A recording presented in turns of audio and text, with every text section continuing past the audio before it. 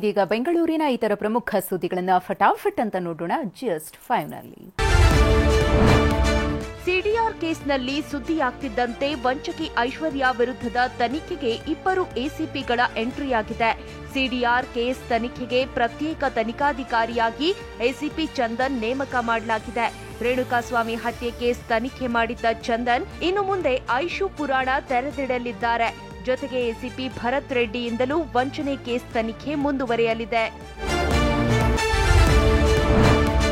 Air show rehearsal ವೇಳೆ ಪೊಲೀಸರಿಗೆ ನೀಡಿದ್ದ ಊಟದಲ್ಲಿ ಜಿರಳೆ ಪತ್ತೆಯಾಗಿದೆ. ಏರ್ ಶೋಗೆ ಬಂದಿದ್ದ ಸಿಬ್ಬಂದಿಗೆ ಯಲಹಂಕ ಇನ್ಸ್ಪೆಕ್ಟರ್ ಕೃಷ್ಣಮೂರ್ತಿ ಊಟದ ವ್ಯವಸ್ಥೆ ಮಾಡಿಸಿದ್ರು. ಆದರೆ ಬೆಳಿಗ್ಗೆ ಕೊಟ್ಟಿದ್ದ ರೈಸ್ ಬಾತ್ನಲ್ಲಿ ಜಿರಳೆ ಸಿಕ್ಕಿದೆ. ಜಿರಳೆ ಕಂಡ ಹಲವು ಪೊಲೀಸರು ಊಟ ಮಾಡದೆ ಬಾಕ್ಸ್ಗಳನ್ನು ಹಾಗೆ ಬಿಟ್ಟು ಹೋಗಿದ್ದಾರೆ.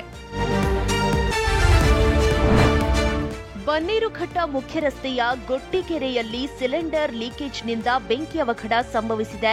ರುಚಿ ಕೂಟ್ ಹೋಟೆಲ್ನಲ್ಲಿ ಅವಘಡ ನಡೆದಿದ್ದು, ಹೊರಗೆ ಓಡಿ ಬಂದು ಹೋಟೆಲ್ ಸಿಬ್ಬಂದಿ ಪ್ರಾಣ ಉಳಿಸಿಕೊಂಡಿದ್ದಾರೆ. ಹೋಟೆಲ್ ಮುಂದೆ 2 ಪೆಟ್ರೋಲ್ ಬಂಕ್ ಇದ್ದು ಹೆಚ್ಚಿನ ಅನಾಹುತ ತಪ್ಪಿದೆ.